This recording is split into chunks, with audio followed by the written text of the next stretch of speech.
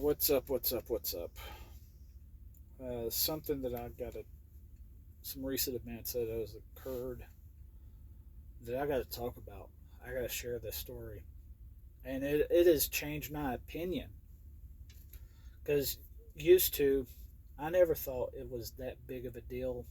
Whenever whenever you're meeting up with another driver to swap out a trailer or to uh, do a repower, whatever you want to call it, or whatever your company calls it. But I'm going to call it a repower. Um, I used to think it was never that big of a deal to go ahead and run the landing gear out and disconnect the lines on the other driver's truck. Never did think that was that big of a deal until uh, here recently.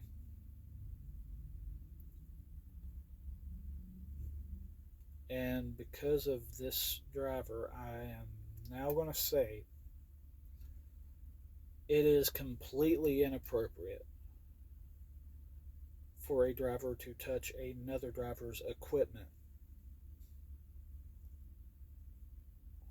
or the trailer until that driver has completely disconnected from that trailer.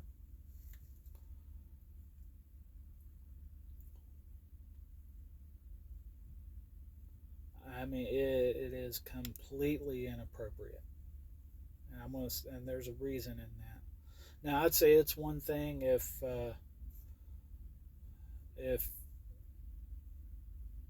if that driver's been asleep and he's got to get dressed and everything, you get his consent to go ahead and run the landing gear out or disconnect the lines. That's one thing.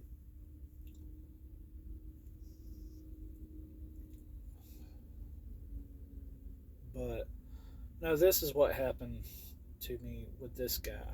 To be honest with you,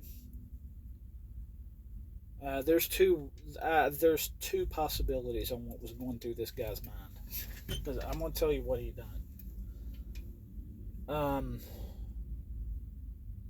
from my point of view, the first thing I would do if when I show up to meet up and when I meet up with another driver for a repower, if their curtains are closed, the first thing I would do is knock on their door.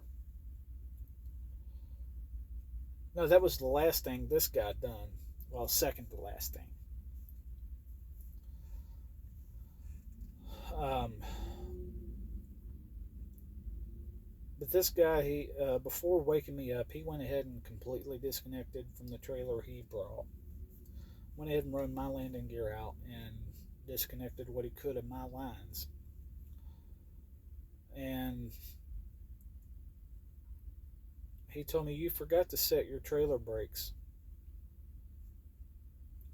I told him, "I did not forget. I purposely never set my trailer brakes when I park. That's the way I am.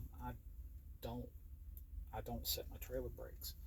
That's more idle time to spend to get the air pressure built up before taking off.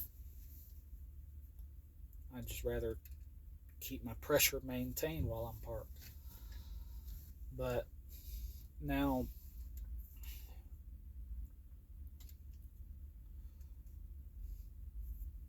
but yeah, after I set my brakes, he went ahead and disconnected it. But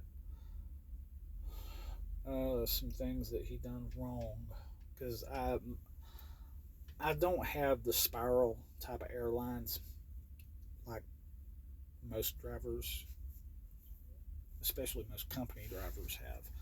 I have airlines that I bought myself. I spent $70 for my airlines.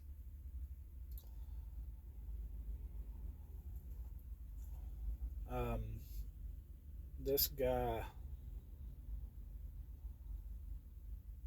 instead of hanging my airlines up where they're supposed to go whenever you disconnect from a trailer,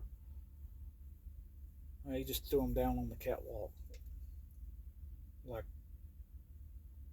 like it's shit that doesn't matter. That I paid $70 for. He threw it down on the catwalk like it don't matter.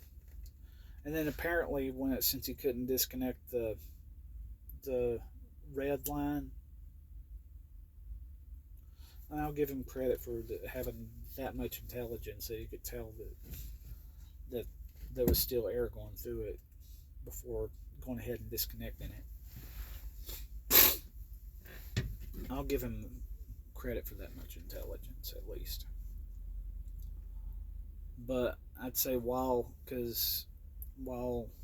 that was still connected, he just left the other ones dangling right on the edge of that front of that trailer, right where the grease globs are, where everyone slides their fifth wheel at and pushes their grease off of their fifth wheel, and it sticks to the edge of the trailer. Yeah, great. He got not just the glad hand parts, I mean the handles that you grab covered in grease, and he threw it down on the catwalk like it's shit that doesn't matter.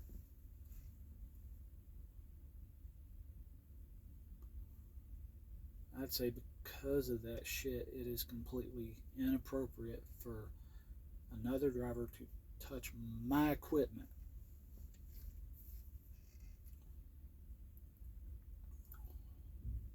Completely inappropriate.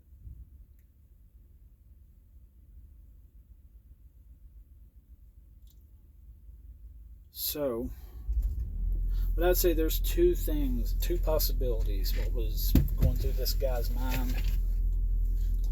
One of them, he probably is that stupid. He's a dumbass that doesn't think, the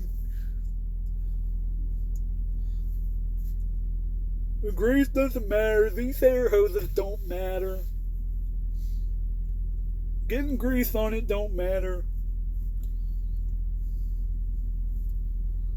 Or another possibility, and I'm going to give him credit for this intelligence, because he did say, you forgot to set your trailer brakes.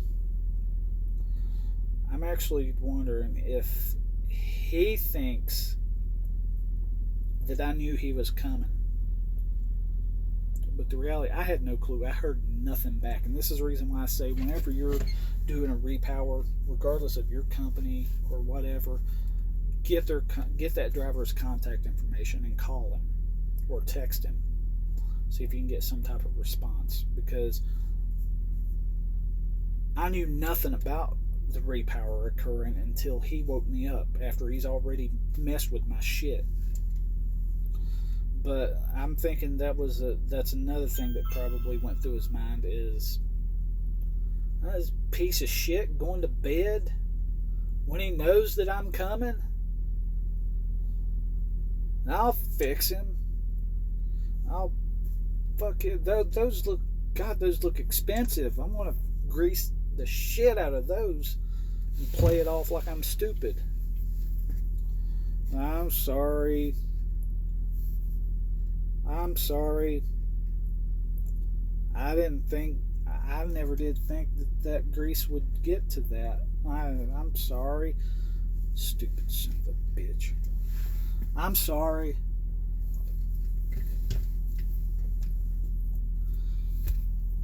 So that's the reason why I say it is completely inappropriate for another driver to touch my equipment. Because there are things that you don't know. Well, you might think that I'm a piece of shit, when in reality I really didn't know he was coming. If I knew he was coming, no. I wouldn't have been asleep if I knew he was coming. Yeah, I would already been disconnected from the trailer completely and blocking off another parking spot where he can come to if I knew he was coming.